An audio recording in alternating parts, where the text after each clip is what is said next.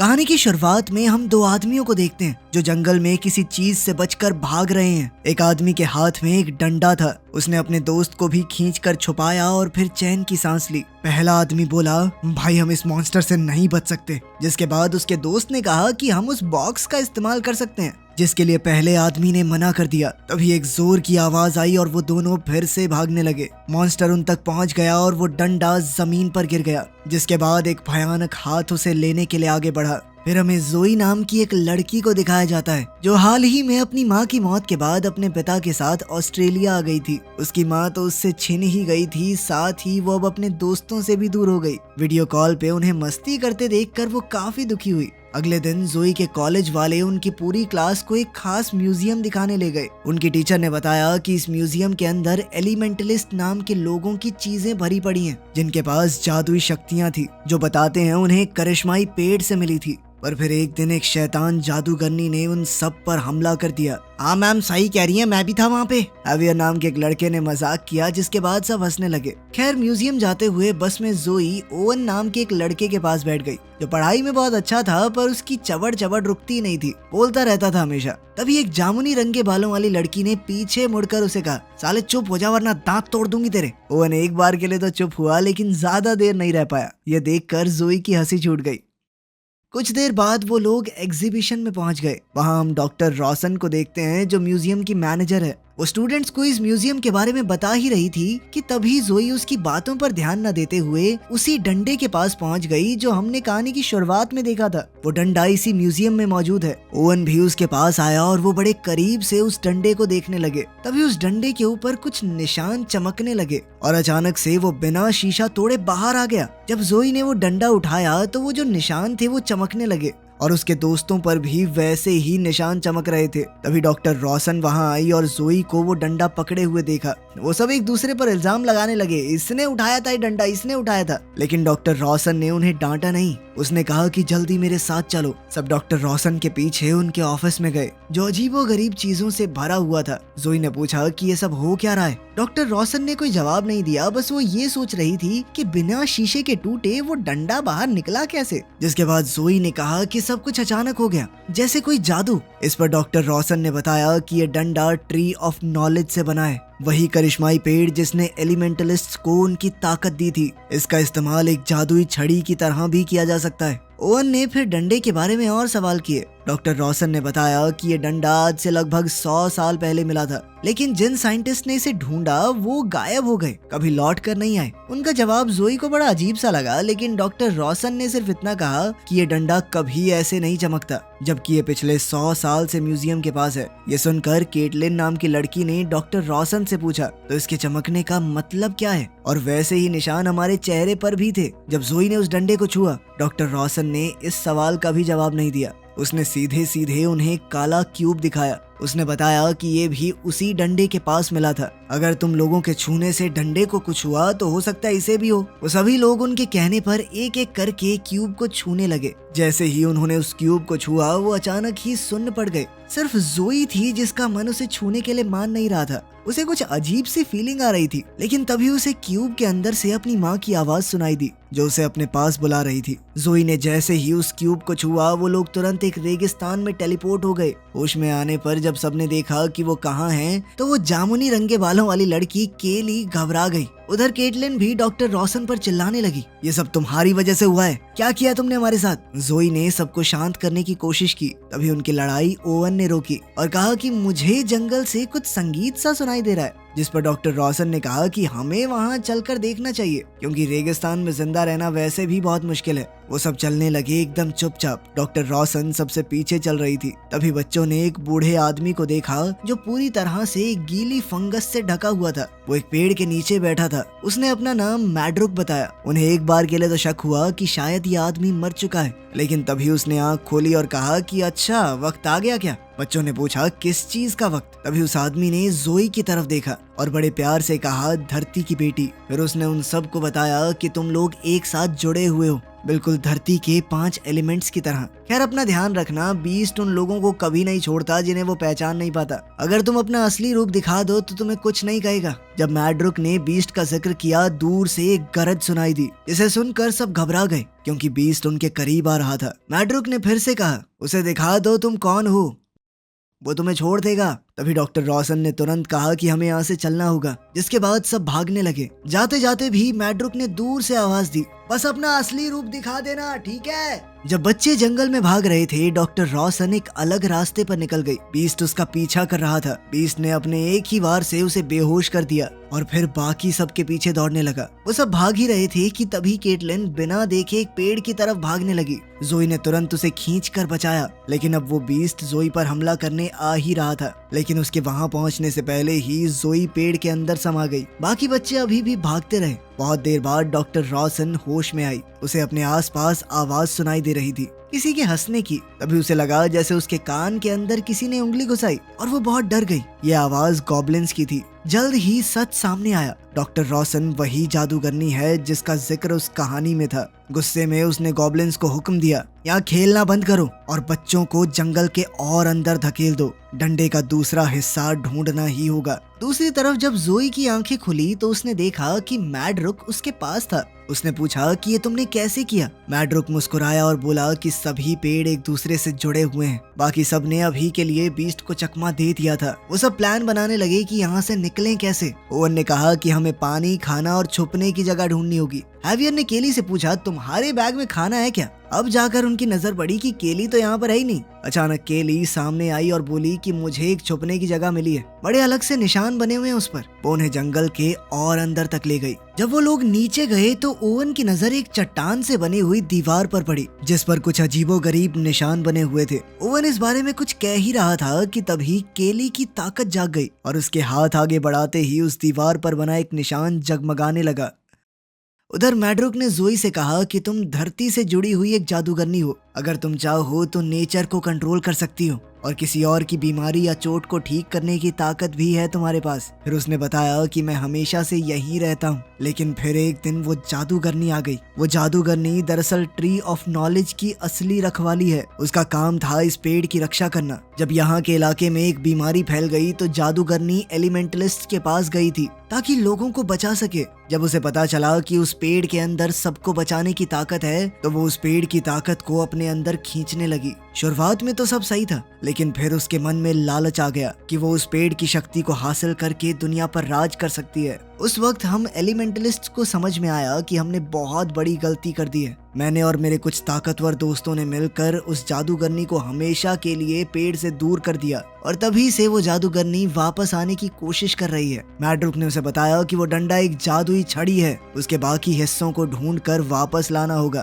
ताकि हम हमेशा के लिए उस जादूगरनी को रोक सकें। उसने जोई को एक खास जगह बताई कि वहाँ पर तुम्हें एक पेड़ को ढूंढना होगा। जब जोई ने पूछा कि मुझे पता कैसे चलेगा मैं पहुँच गई, तो मैड्रुक ने कहा कि जहाँ सबसे ज्यादा अंधेरा होगा वहीं से तुम्हें रास्ता मिलेगा। जोई को कुछ समझ नहीं आया और उसने सोचा कि अभी अपने दोस्तों को ढूंढने चलती हूँ। मैड्रुक ने पीछे से कहा कि जो चाहिए मिल जाएगा, चिंता मत करना। जाने से पहले मैड्रुक ने कहा कि जादूगरनी की महक है तुम्हारे ऊपर, उसे धो लो वरना वो बीस्ट तुम्हें छोड़ेगा नहीं, पहचान नहीं पाएगा तुम्हें। जोई ने उसकी बात मानते हुए अपने ऊपर थोड़ा कीचड़ लगा लिया ताकि बीस्ट उसकी सुगंध का इस्तेमाल करके उसका पीछा ना करे। फिर वो अपने दोस्तों को ढूंढने निकल गई। दूसरी तरफ ग्रुप के लोग सोच रहे थे कि लिखी हुई इस पहेली का मतलब क्या है। केली ने कहा कि कुछ ज्यादा समझ तो नहीं आ रहा, बस पानी, हवा और एक पेड़ जैसा कुछ दिख रहा है। इससे ओवन को समझ आ गया कि ये बात तो धरती के 5 एलिमेंट्स की हो रही है और उसने कहा कि सभी एलिमेंट्स को एक साथ आना पड़ेगा तभी वो आगे जा सकते हैं। जोई अब जंगल में ही थी और अचानक उसने देखा कि बीस्ट बस थोड़ी दूर ही खड़ा है। इससे पहले बीस्ट उसे देख पाता, डॉक्टर रॉसन ने उसे नीचे खींच लिया। जोई तुरंत डॉक्टर रॉसन से गले लग गई और मैड्रुक से हुई बातें बताने लगी। पता है, मुझे एक बूढ़ा आदमी मिला, उसने मुझे बताया कि एक जादूगरनी बहुत गंदी। ये शब्द उसके मुंह से सुनकर डॉक्टर रॉसन को गुस्सा आ गया। उसने खुद बताया कि मैं ही वो जादूगरनी हूँ। गंदी जादूगरनी, और उस हरे बुड्ढे ने जो कुछ कहा है ना तुमसे झूठ है सब कुछ। मैं तो उस पेड़ की ताकत का इस्तेमाल करके लोगों का भला करना चाहती हूँ, सब कुछ अच्छा करना चाहती हूँ, इसीलिए तो तुम सबको यहाँ पर लाई हूँ। जोई को उसकी बातों पर शक तो हुआ, पर जादूगरनी ने उसे उसके दोस्तों तक पहुंचने का रास्ता बता दिया। जोई वहां से चल पड़ी और साथ ही जादूगरनी से कहा कि मेरे पीछे मत आना। इसी बीच दूसरे लोग यही समझने की कोशिश कर रहे थे कि आगे कैसे बढ़े। अचानक उन्हें फिर से रखवाले की दहाड़ सुनाई दी और जोई भागकर उनके पास आ गई। केली उसे जल्दी से पथरीली दीवार के पास ले गई। जोई ने समझाया कि हम सबको एक साथ यहाँ पर आना होगा, तभी आगे बढ़ सकते हैं। वो पत्थर की दीवार असल में एक गेट थी जो जादूगरनी को बाहर रखने के लिए बनाई थी। सबने जोई की बात मानी और अपना हाथ दीवार पर रखा। तभी वो अजीबोगरीब से निशान चमकने लगे और वो सभी लोग वुडलैंड में पहुंच गए। वहां जोई ने उसे बताया कि मैड्रुक ने दरअसल उसे डंडे का दूसरा हिस्सा ढूंढने को कहा है। जोई ने सबको बताया कि हम सब के अंदर से जादूगरनी की बू आ रही है, इसी वजह से वो खतरनाक सा जीव हमारे पीछे पड़ा है। उसने सबको कहा कि अपने ऊपर थोड़ी मिट्टी लगा लो। अब मिट्टी लगाते लगाते वो सब आपस में कीचड़ से खेलने लगे। लड़ाई तब रुक गई जब जोई को एक परी के रोने की आवाज सुनाई दी। वो उनसे थोड़ा दूर ही बैठी हुई थी। वो जख्मी थी तो जोई ने अपनी ताकत का इस्तेमाल करके उसे ठीक कर दिया, जिसके बाद वो परी तुरंत वहां से उड़ गई। जोई ने सबको बताया कि हमें डंडे का दूसरा हिस्सा और वो पेड़ ढूंढना ही पड़ेगा, क्योंकि वही तरीका है दुनिया को बचाने का। वो लोग एक लंबे रास्ते को पार करते हुए बहुत थक चुके थे। जल्द ही वो एक चौराहे पर पहुंचे जहां से कई रास्ते जाते थे, लेकिन फिर अचानक अजीब से काले कपड़े पहने एक आदमी वहां आ गया। उसने बताया कि वो इस चौराहे का कीपर है, उसकी मर्जी के बिना कोई यहाँ से नहीं जा सकता। वो उनके बारे में सब कुछ जानता था। उसने ओवन और हावियर को तो तुरंत ही हटा दिया, कहा कि इनकी शक्ल मुझे पसंद नहीं है। केली और केटलिन ने उसे रिश्वत देने की कोशिश की तो उसने उन दोनों को भी गायब कर दिया। फिर उसने जोई को देखा। जोई ने कहा कि मुझे आगे जाने दो, बदले में मैं तुम्हें अपनी माँ का दिया हुआ ये ब्रेसलेट दे रही हूँ, ये उनकी आखिरी निशानी है मेरे पास। कीपर को उसकी नीयत साफ लगी, उसने कोई चालाकी करने की कोशिश नहीं की कीपर के साथ, तो उसने जोई के लिए गेट खोल दिया। लेकिन उस बेवकूफ कीपर ने गलती से वो पोर्टल हैवियर के पास जाने के लिए खोल दिया था, ना कि उस करिश्माई पेड़ के लिए। गेट से अंदर जाके जोई बर्फ से भरे एक जंगल में पहुंच गई। वो इतनी ठंड में अकेली बहुत घबरा रही थी। उधर केटलिन और केली को अलग जंगल में भेज दिया गया, जहाँ उन्हें एक अजीब सा जीव मिला जिसका नाम है अनवीवर। उसने कहा कि मैं तुम्हें दिखा सकता हूँ तुम्हारे दोस्त कहाँ हैं। दूसरी ओर जोई के पास जादूगरनी आ गई। उसने कहा बहुत अच्छे, तुम सही रास्ते पर हो। जोई ने पूछा कि तुम गेट के अंदर कैसे आई, जिस पर जादूगरनी ने कहा कि मैं तुम्हारी सोच में हूँ, असल में यहाँ पर नहीं। फिर उसने जोई से मदद मांगी। थोड़ी देर बाद हावियर भी वहाँ पहुँच गया, जिसके बाद जादूगरनी अचानक गायब हो गई। जोई परेशान हो गई थी तो हावियर ने उसे संभाला। वो उसे वीवर नाम के एक जीव के पास लेकर गया जो इस जादुई दुनिया को लगातार बढ़ाने का काम कर रही थी। वो अपनी ताकत से एक के बाद एक पेड़ उगा रही थी। जल्द ही केटलिन और केली उस औरत के पति अनवीवर के साथ वहाँ पहुँच गए, जिसके बाद वो दोनों सभी बच्चों को खाना खिलाने अपने घर ले गए। वहाँ जोई ने कहा कि हमारा एक दोस्त अभी भी जंगल में कहीं खोया हुआ है, तो मिसेस वीवर ने अपने जादू से उन्हें ओवन दिखाया जो एक दीवार पर बनी पहेली को देख रहा था। केली ने देखते ही अपनी ताकत से वो पहेली सुलझा दी और जोई को बताया कि इस दीवार पर लिखा है अंधेरे से होता हुआ एक रास्ता बक्से तक जाएगा, जिसके अंदर उस जादुई डंडे का दूसरा हिस्सा है। अब जोई ने अचानक ही मिस्टर अनवीवर की प्लेट से खाना उठा लिया और कहा कि आपको पहले हमारी करिश्माई पेड़ तक पहुंचने में मदद करनी होगी। इस पर अनवीवर को बहुत गुस्सा आ गया और वो उसे काटने भागा। जोई अचानक वहां से हट गई और मिसेस वीवर के बनाए उस पोर्टल का एक हिस्सा अनवीवर के काटने से टूटकर गिर गया। केली ने वो हिस्सा उठाया जबकि केटलिन ने जल्दी से ओवन को बाहर खींचा, जिसके बाद वो सब फिर से इकट्ठा होकर वहां से भाग निकले। दूसरी ओर जादूगरनी बाहर से अंदर घुसने की कोशिश कर रही थी। उसने अपनी ताकत को पूरी तरह से इस्तेमाल किया, लेकिन फिर भी वो उस बैरियर को तोड़ने में नाकामयाब रही। जोई अब थक कर परेशान हो चुकी थी। उसने कहा कि हम कभी नहीं यहाँ से बचकर निकल पाएंगे। तभी अचानक उसके नीचे की जमीन उसे निगलने लगी। तभी जादूगर ने उसे दिखाई दी और उसने कहा कि नीचे अंधेरा है, वहां जाओ। याद करो उस हरी दाढ़ी वाले बुड्ढे ने क्या कहा था, पेड़ तक पहुंचने के लिए अंधेरे में जाना होगा। जोई को देखने के बाद एक एक करके उसके दोस्तों ने भी वैसा ही करने का फैसला किया। जैसा मैड्रुक ने जिक्र किया था, ये बिल्कुल वैसा ही अंधेरा था। वहाँ सभी को अपने सबसे बड़े डर का सामना करना था। केटलिन के अंदर ये डर था कि कहीं वो पूरी जिंदगी एक फेलियर की तरह न बिता दे। उसने जैसे तैसे अपने अंदर भरोसा जगाया और हिम्मत करके अंधेरे को हरा दिया। फिर उसने एक एक करके बाकी सबकी भी मदद की अपने अपने डर से निकलने में। आखिर में वो जोई के पास गई और जोई ने भी अपनी माँ की मौत को अपना लिया, जिसके बाद उन सब ने अंधेरे को हरा दिया था। अब अचानक उनके सामने एक चमकता हुआ पोर्टल खुल गया। सब उसमें घुस गए और एक खुले जंगल में आ गए। अब वो सब एक दूसरे के और बेहतर दोस्त बन गए थे। जल्द ही उन्हें वो बक्सा मिला जिसके बारे में केली ने दीवार पर पढ़ा था। उन सब के एक साथ हाथ लगाने के बाद ही वो बक्सा खुला, लेकिन वो एकदम खाली था। जोई गुस्से में आ गई, उसने सब पर चिल्लाना शुरू कर दिया। तभी केटलिन ने देखा कि जोई के आसपास एक परछाई घूम रही है